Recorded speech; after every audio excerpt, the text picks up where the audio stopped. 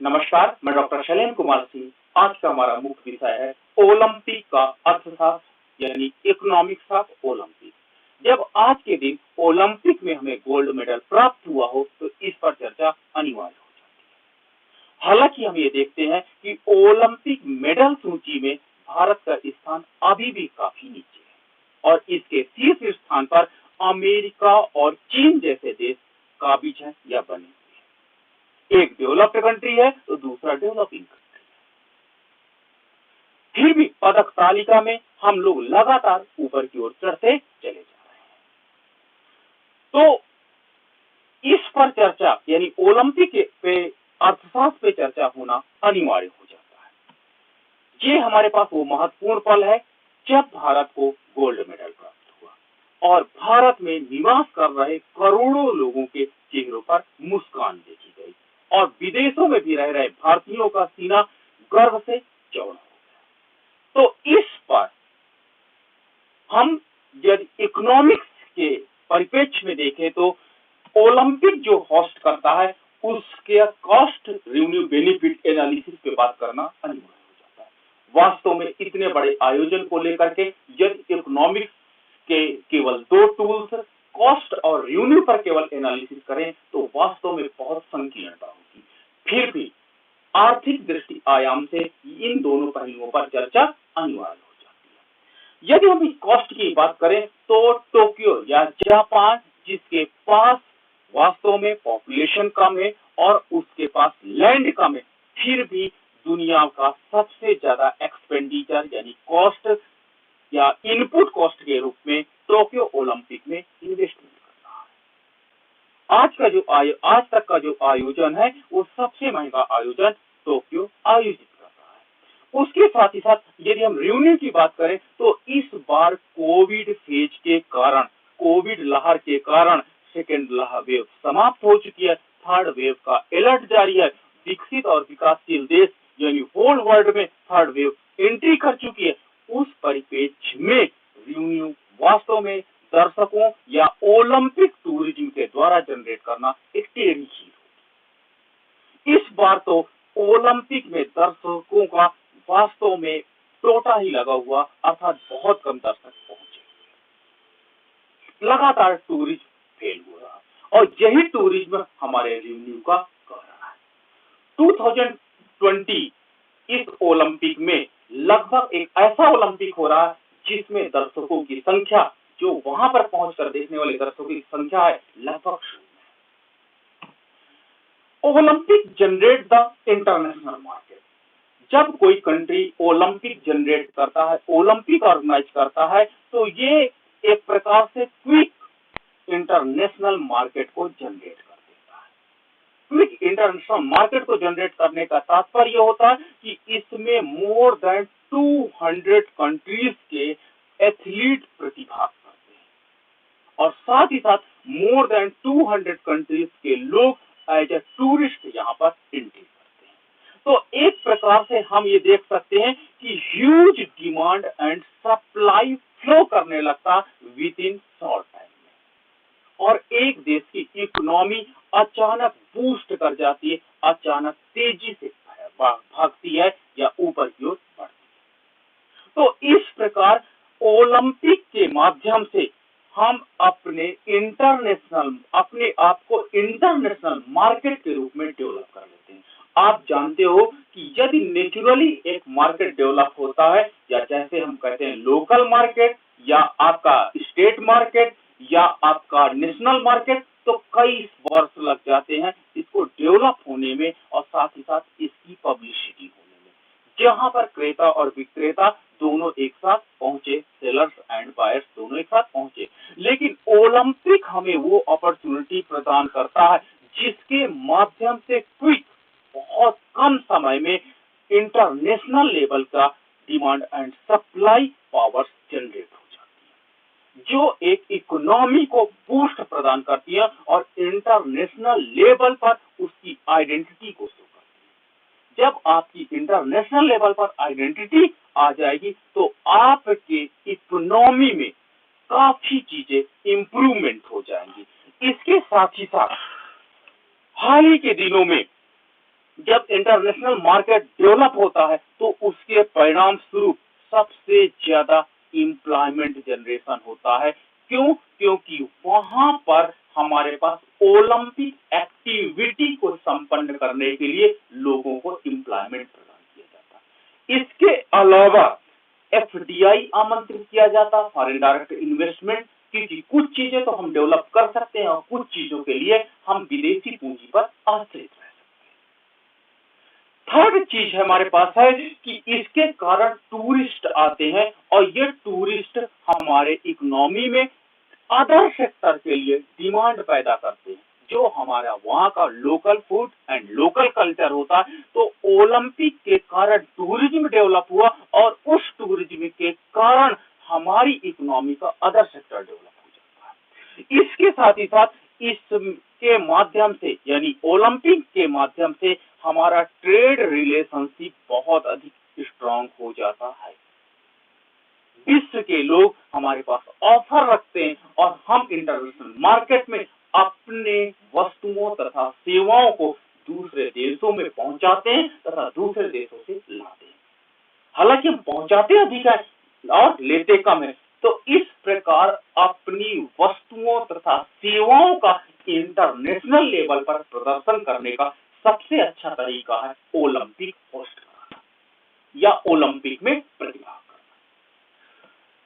अगर हम बात करते हैं तो इंटरनेशनल ह्यूमन कैपिटल मार्केट की बात करते हैं तो ओलंपिक पे जब हम प्रश्न ये उठता है कि आखिर भारत को गोल्ड मेडल मिला तो हम लोग मुस्कुराए और उसके बाद शांत हो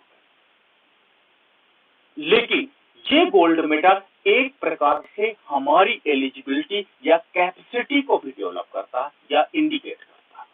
ह्यूमन कैपिटल का डेवलपमेंट, आप याद रखना, प्रोफेसर कैनन ने कहा कि ह्यूमन डेवलपमेंट का निर्माण या ह्यूमन कैपिटल का निर्माण एक दिन में नहीं हो सकता। एक छोटे बच्चे को, स्मॉल चाइल्ड को एक एडल्ट बनने में, वो भी स्किल्ड एडल्ट बनने में काफी टाइम लगता है, लगभग 18 से 20 साल लग जाते हैं। अदर कैपिटल का आप जनरेशन यानी अन्य पूंजी का निर्माण, जैसे आप मशीनों का निर्माण है या फैक्ट्री का निर्माण है, आप 2 वर्ष या 4 वर्ष में यदि अधिक आपने पूंजी लगा लिया तो और भी कम समय में कर सकते हो। लेकिन ह्यूमन कैपिटल का निर्माण करने के लिए आपको कम से कम 18 से 20 वर्ष होना अनिवार्य है। 18 से 20 वर्ष होना अनिवार्य है। जब चीन और अमेरिका जैसे देश अपने आप को दिखाते हैं कि हमारे पास ह्यूमन कैपिटल है जो स्ट्रॉन्ग कैपिटल है। अब आप देख सकते हैं कि जो ह्यूमन कैपिटल होता है उसमें 2 प्रकार की कैपेसिटी होना बहुत अधिक इंपॉर्टेंट है। पहली कैपेसिटी आप देख सकते हैं, तो पहली कैपेसिटी आपकी है फिजिकल कैपेसिटी, अच्छा अर्थात शारीरिक क्षमता का विकास तेजी से होना चाहिए, व्यक्ति स्वस्थ होना चाहिए, बार बार बीमार नहीं पड़ना चाहिए। और दूसरा हमारे पास है मेंटल कैपेसिटी, अर्थात उसकी लॉजिक या उसका decision power so much strong होना चाहिए। ओलंपिक क्या प्रूफ करता है? ओलंपिक प्रूफ करता है कि यदि कोई व्यक्ति गोल्ड मेडल, सिल्वर मेडल या कांस्य मेडल पाता है तो इसका तात्पर्य है कि वो फिजिकली एंड मेंटली बहुत अधिक स्ट्रांग है and the combination between physical capacity and mental capacity will be या इज ऑप्टिमा। यानी हमारे पास, हमारे देश के लोगों में अगर गोल्ड मेडल प्राप्त होता है तो इसका मतलब होता है कि हमारे देश के जो गोल्ड मेडलधारी हैं यानी लोग हैं, जो हमारे पास ह्यूमन कैपिटल है, वो फिजिकल और मेंटल डिसीजन का ऑप्टिमम स्टेज पर है, अर्थात कोई भी निर्णय आसानी से कर लेते हैं, साथ ही साथ उसको फिजिकली वर्कआउट में कन्वर्ट कर देते हैं। आज भारत के पास सबसे ज्यादा ह्यूमन पावर है, ह्यूमन है सबसे ज्यादा, और हमारे पास एक जिम्मेदारी हो जाती है कि हम इसको कैपिटल में कन्वर्ट करते हैं। हमारे पास एक जिम्मेदारी हो जाती है कि हम इसको कैपिटल में कन्वर्ट करते हैं, जिसके लिए भारत का अप्रोच अभी तक जो हाल ही के दिनों में था वो वास्तव में मेंटल कैपेसिटी इंप्रूवमेंट का है। जो हमारे पास प्लान्स चल रहे हैं, प्लानिंग चल रही है, हम लोग अपने बच्चों को डॉक्टर, इंजीनियर, शिक्षक ज्यादा बना रहे हैं, लेकिन हम फिजिकल कैपेसिटी पे कभी ध्यान नहीं देते। भारत में यदि स्वास्थ्य सेवाओं या हेल्थ पर यदि आप खर्च कर रहे हैं तो उससे मच बेटर है कि आप एक काम करिए, गेम्स पर खर्च करिए। जब कोई व्यक्ति स्वस्थ होगा तो ऑटोमेटिक उसको हॉस्पिटल जाने की आवश्यकता नहीं। तो इस प्रकार इंटरनेशनल लेवल पर, क्योंकि वर्ल्ड में सबसे स्ट्रॉन्ग पॉपुलेशन वाला कंट्री इंडिया है, जिसके पास ह्यूमन है और कैपिटल नहीं है, अर्थात कैपिटल का अभाव है, हम उसको स्किलफुल, हमारे पास मेंटल कैपेसिटी तो ऑलरेडी हम प्रूफ कर चुके हैं। इंटरनेशनल लेवल पर रिसर्च इनोवेशन में हमारा वास्तव में हम लोग काफी आगे हैं, चाहे हम नासा की बात कर लें, चाहे अदर की बात कर लें, लेकिन फिजिकल कैपेसिटी अभी भी हमको प्रूफ करनी होगी। हमको बेसिक इंफ्रास्ट्रक्चर डेवलप करना होगा। बेसिक इंफ्रास्ट्रक्चर डेवलप होने से हमारे यहाँ के जो ह्यूमन होंगे वो स्ट्रांग होंगे और परिणाम स्वरूप इकोनॉमी तेजी से बूस्ट करती चली जाएगी। आज जापान को एक प्रॉब्लम फेस करनी पड़ रही है।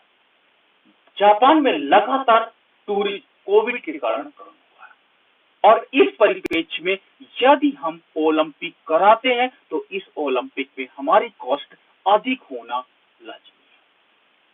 फिर आखिर हम कैसे इस कॉस्ट की भरपाई कर पाएंगे? एस्टिमेटेड कंस्ट्रक्शन इन्वेस्टमेंट हम ओलंपिक के दौरान देख सकते हैं कि हमारे पास कई प्रकार का इन्वेस्टमेंट हो सकता है। आज भी हम देख सकते हैं 2021 में जो ओलंपिक में एस्टिमेटेड कंस्ट्रक्शन इन्वेस्टमेंट है वो 2021 में जहां पर ब्लू से हम देख सकते हैं कि कंटिन्यू इंप्रूव करता चला जा रहा है।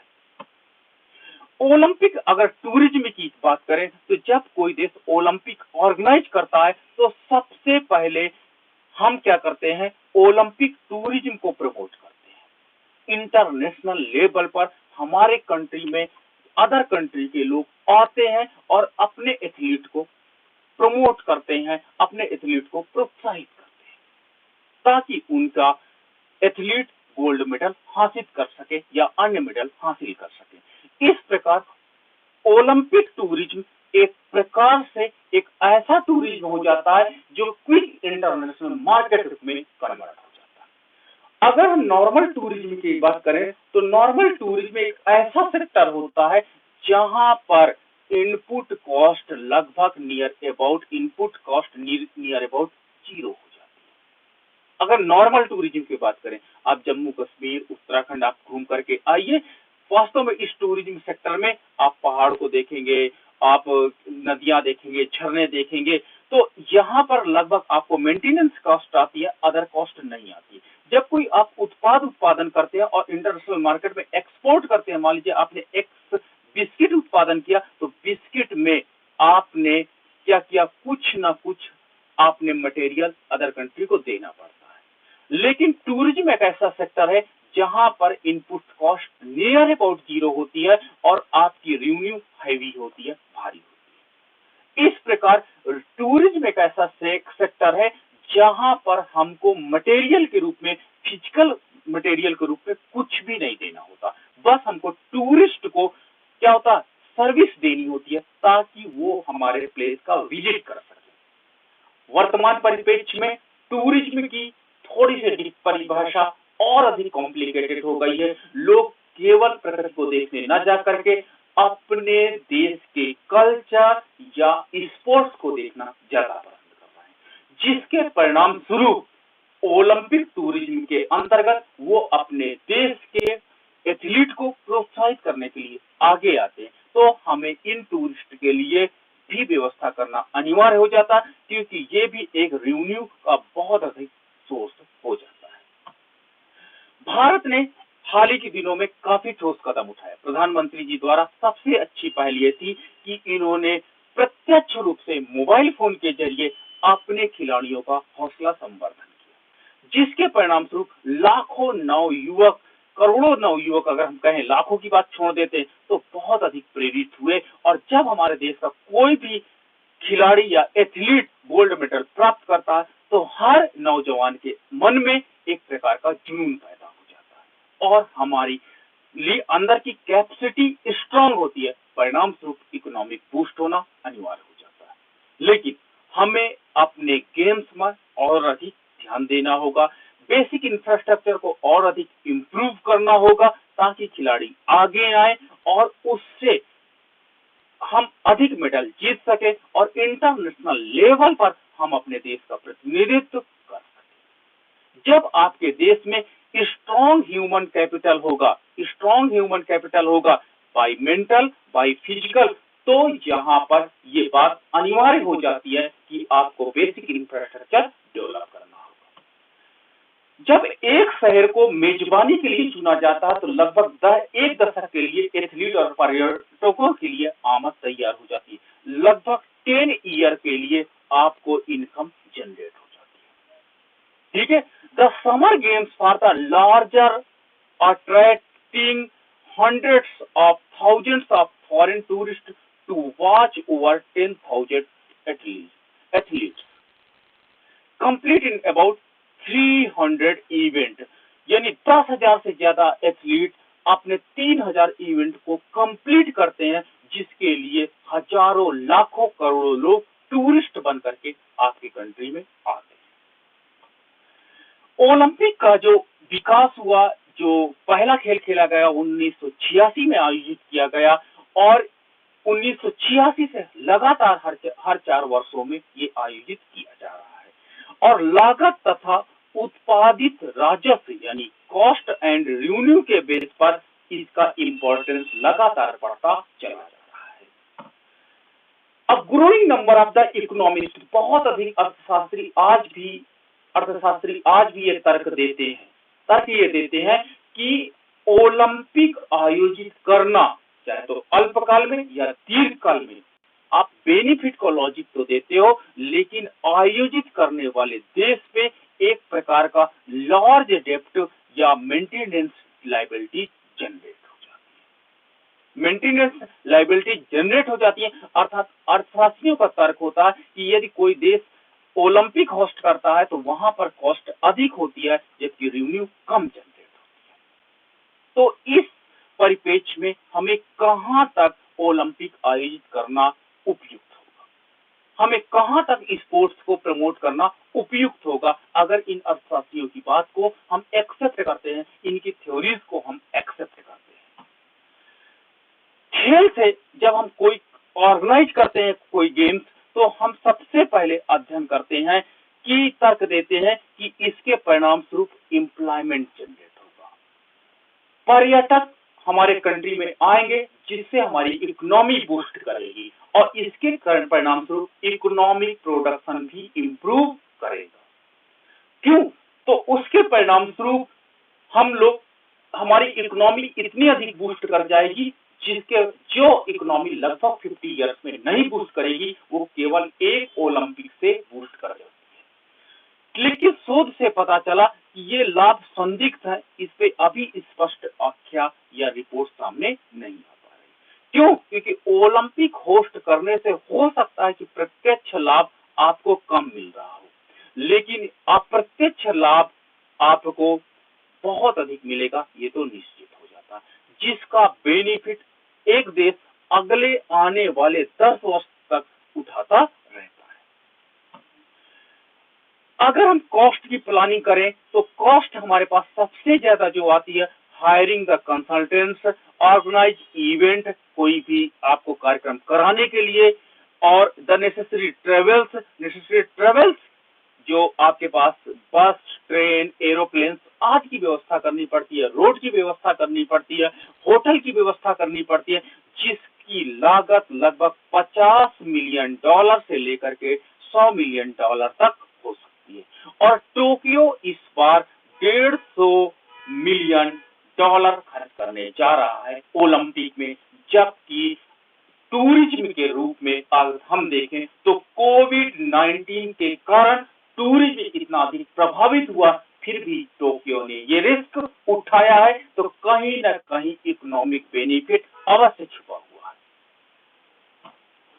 सबसे तात्कालिक जरूरत यदि कॉस्ट की बात करें तो साइकिलिंग ट्रैक बनाने की होती है, इसकी जंपिंग की होती है, एरेनॉस ओलंपिक विलेज हमको डेवलप करना पड़ता है और उद्घाटन और समापन समारोह की मेजबानी में हमारे पास बहुत अधिक खर्च आ जाते हैं और इस विशेष खेल में इन सुविधाओं का निर्माण या उन्नयन आवश्यक हो जाता है। आमतौर पर अधिक सामान्य बुनियादी ढांचे जो हमारे पास बेसिक इंफ्रास्ट्रक्चर है, विशेष रूप से आवास और परिवहन की ओलंपिक जैसे इवेंट को ऑर्गेनाइज करने में हमें आवश्यकता पड़ती है, जिसकी तैयारी के लिए सरकार को बहुत अधिक कॉस्ट बियर करनी पड़ती है। हमारे पास जब हम कोई ओलंपिक ऑर्गेनाइज करते हैं तो ओलंपिक ऑर्गेनाइज करने के लिए हमें sport infrastructure and non sport infrastructure पर काफी अधिक खर्च करना पड़ता है। स्पोर्ट इंफ्रास्ट्रक्चर यानी एथलीट्स को या इवेंट को ऑर्गेनाइज किए जाने के लिए जो हम इंफ्रास्ट्रक्चर डेवलप करते हैं उस पर किया गया खर्च, और नॉन स्पोर्ट इंफ्रास्ट्रक्चर के अंतर्गत ओलंपिक विलेज डेवलपमेंट करना, इनके साथ टूरिस्ट आना, उनके रहने सहने की व्यवस्था करना, रोड डेवलपमेंट करना, जिसका खर्च $5 बिलियन से लेकर के $50 बिलियन तक आ जाता है। अगर हम बीजिंग की बात करें, बीजिंग ने 2008 में ओलंपिक अपने यहाँ कराए थे, तो इनका बजट जो था वो 45 बिलियन था। किस पर? रेल पर था, रोड पर था एंड एयरपोर्ट्स पर था। While fourth went to the environmental cleanup efforts, और environmental cleanup efforts पर भी काफी ज्यादा था। लेकिन अगर जापान इस प्रकार का ओलंपिक इवेंट कर रहा है जापान, तो आखिर और टूरिस्ट की संख्या लगभग शून्य, ऑफलाइन टूरिस्ट मतलब जो वहां जाकर के देखें, तो इनको रेवेन्यू कहां से जनरेट होगी? तो वर्तमान परिपेक्ष जो हमारा है वो डिजिटल एज है। हम लोग डिजिटल एज में जी रहे हैं और डिजिटल एज वास्तव में हमारी पहुंच को बढ़ाया है। पहले हमको प्लेन के माध्यम से वहां पर पहुंचना होता था जहां पर ओलंपिक ऑर्गेनाइज किए जाते थे, लेकिन डिजिटल एज ने सभी व्यक्तियों को घर बैठे ओलंपिक का लाभ दिया है, ओलंपिक को देखने का आनंद दिया है। परिणाम स्वरूप डिजिटल एज ने, कोविड जैसे फेज ने डिजिटल एज को भी समाप्त नहीं कर पाया। परिणाम स्वरूप broadcast revenue from the Olympic tourist आज जापान या टोक्यो की मुख्य इनकम बन गई है। भले उनके पास टूरिज्म या टूरिस्ट नहीं पहुंचे उनके कंट्री, लेकिन उनको पास जो ब्रॉडकास्ट रेवेन्यू है उससे उन्होंने काफी अधिक अर्न किया, जो शायद उनकी लागत को भरपाई कर पाएगा और हो सकता है कि प्रॉफिट भी जनरेट करे। आप देखिए 1960 के दशक में हम देख सकते हैं कि ब्रॉडकास्ट रेवेन्यू बहुत कम थी। क्यों? क्योंकि उस समय हमारे पास डिजिटल इकोनॉमी नहीं थी, उस समय हमारे पास डिजिटलाइजेशन नहीं था। लेकिन वर्तमान परिप्रेक्ष्य में आप देख सकते हैं कि लगभग 1984 के बाद कुछ ब्रॉडकास्टिंग हुई रेडियो के अंतर्गत, हमने अपना इवेंट को बताया और लोगों को ऑनलाइन का मतलब रेडियो के माध्यम से उनको ब्रॉडकास्ट किया। लेकिन जब हमने देखा टेलीकम्युनिकेशन का 2000 के बाद, आप देख सकते हैं ये जो सिडनी में हुआ आपका ओलंपिक, समर ओलंपिक, उसमें ब्रॉडकास्ट रेवेन्यू इंप्रूव होना चालू हो गई। और लंदन में अगर हम देखते हैं 2012 लंदन में, तो ब्रॉडकास्ट रेवेन्यू शायद $2600 के ऊपर, मिलियन डॉलर के ऊपर क्रॉस कर गई थी। तो आज जापान को ओलंपिक जैसे इवेंट से ब्रॉडकास्ट करने के परिणाम स्वरूप करोड़ों बिलियन डॉलर बेनिफिट हो सकता है। आज हम यूट्यूब के माध्यम से, आप फेसबुक के माध्यम से या अदर चैनल के माध्यम से भी आप इसको देख सकते हैं। तो ये ब्रॉडकास्ट रेवेन्यू के माध्यम से, यानी ब्रॉडकास्ट परमिशन, और परमिशन लेने के लिए वास्तव में ये परमिशन के बदले लाइसेंस आपको लेना पड़ेगा, जिसके परिणाम स्वरूप जापान को काफी अधिक रेवेन्यू प्राप्त।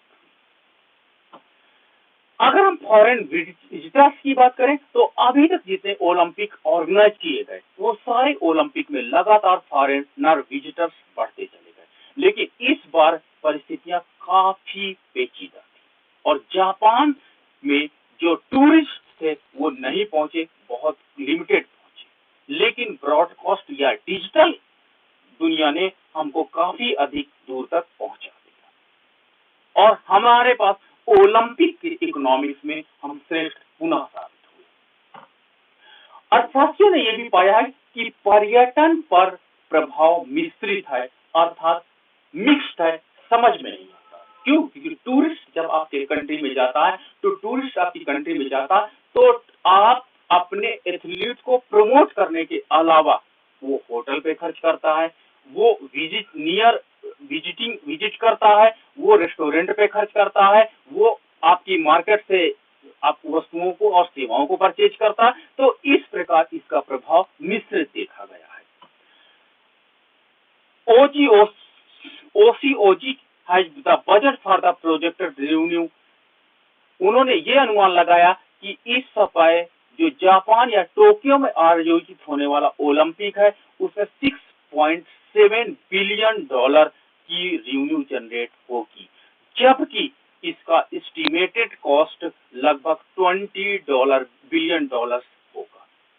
शायद ये इंडिकेट ये कर रहा है कि जापान में जो होने वाला ओलंपिक है उसमें जापान की काफी अधिक लॉस हो सकता है। क्यों? क्योंकि रेवेन्यू की अपेक्षा वहां पे कॉस्ट ज्यादा है, लेकिन जापान को आने वाले 10 सालों में जो इस ओलंपिक से बेनिफिट होगा शायद इस कॉस्ट को ओवर कर जाएगा और निश्चित रूप से बेनिफिट में कन्वर्ट हो जाएगा। इसके कई अर्थशास्त्रियों ओलंपिक बोर्ड समितियों की बोली और चयन प्रक्रिया में कई लोग सजेशन देते हैं कि जो बिड्स वहां पर लगाई जाती हैं, जो अदर हमारे पास एक्टिविटी होती है, तो ओलंपिक कमेटी सजेशंस देती है कि हमको यथार्थवादी बजट योजना पर काम करना होगा, साथ ही साथ हमें पारदर्शिता को बढ़ाना होगा और इसके अलावा टिकाऊ इन्वेस्टमेंट करना होगा। ऐसे नहीं कि आपने ओलंपिक विलेज बना दिया उसके बाद उसको आपने तोड़ दिया, तो इससे आपकी इकोनॉमी का रिसोर्स खत्म होगा, आपको लॉस हो सकता है। आप टिकाऊ इन्वेस्टमेंट करिए, परमानेंट इन्वेस्टमेंट करिए, तब भी इकोनॉमिक डेवलपमेंट आपका ओलंपिक से हो पाएगा और एक ओलंपिक ऑर्गेनाइज करने वाले देश को काफी अधिक बेनिफिट होगा। और सर सबसे ज्यादा इंपॉर्टेंट बात हो जाती है सार्वजनिक हित की बात हो जाती है और हमको सर्विस को इम्प्रूव करना होगा। तो ये हमने इकोनॉमिक्स ऑफ ओलंपिक के अंतर्गत ये जो मैटर हमने लिया, हमने कई इंटरनेट साइट्स का विजिट किया ताकि हम आपको इसके मुख्य पहलू को आप तक पहुंचा सके। सो मच थैंक यू आपका हमारे चैनल देखने के लिए। उम्मीद है कि आपको ये चैनल काफी पसंद आया होगा। So much thank you.